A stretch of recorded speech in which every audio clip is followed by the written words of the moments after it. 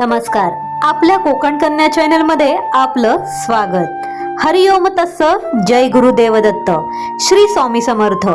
उद्या 4 डिसेंबर म्हणजेच दत्त जयंती.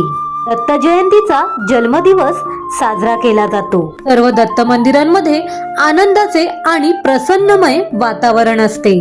ब्रह्मा विष्णू महेश म्हणजेच दत्तगुरु, त्यांचे स्वरूप म्हणजेच आपले स्वामी समर्थ. आज आपण आलो आहोत बोरिवली MHB कॉलनीतील प्रसिद्ध दत्त मंदिरात. या दत्त मंदिरात तुम्हाला दत्तगुरूंचे दर्शन घडणार आहे. गेल्या 50 वर्षापासून दत्त जयंती सोहळा, पालखी सोहळा, धार्मिक विधी येथे केल्या जातात. दत्त जयंती हा हिंदू धर्मातील एक महत्त्वाचा सण आहे, जो मार्गशीर्ष महिन्यातील पौर्णिमेला साजरा केला जातो.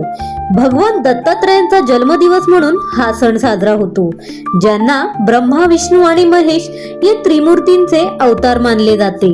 या दिवशी दत्तगुरूंची पूजा केली जाते आणि औदुंबराच्या झाडाची देखील पूजा केली जाते. दत्तगुरूंनी 24 गुरूंकडून शिक्षण घेतले असे मानले जाते. त्यामुळे दत्त जयंती हा सण गुरु परंपरेचे प्रतीक म्हणूनही साजरा केला जातो. या दिवशी अनेक भक्त दत्त क्षेत्रांमध्ये जातात, गंगा नदीच्या काठी दत्त पादुकांची पूजा करतात आणि श्री गुरुचरित्र या ग्रंथाचे पठण करतात. दत्तबावनी हे दत्तगुरूंचे पुस्तक दत्त जयंतीचा गुरुवार धरून 52 गुरुवार या पुस्तकाचे पठण केल्याने सर्व इच्छा आकांक्षा पूर्ण होतात असे मानले जाते. दत्त जयंतीच्या दिवशी सायंकाळच्या वेळी मृग नक्षत्रावर दत्तांचा जन्म झाला आणि त्यानुसार या दिवसाचे महत्त्व वाढते. दत्त महाराजांचा जन्म मार्गशीर्ष पौर्णिमेला सायंकाळी 6:30 ते 6:40 या वेळेत झाला. या वेळेला गोरज मुहूर्त म्हणतात आणि याच वेळी दत्त जयंतीचा उत्सव साजरा केला जातो.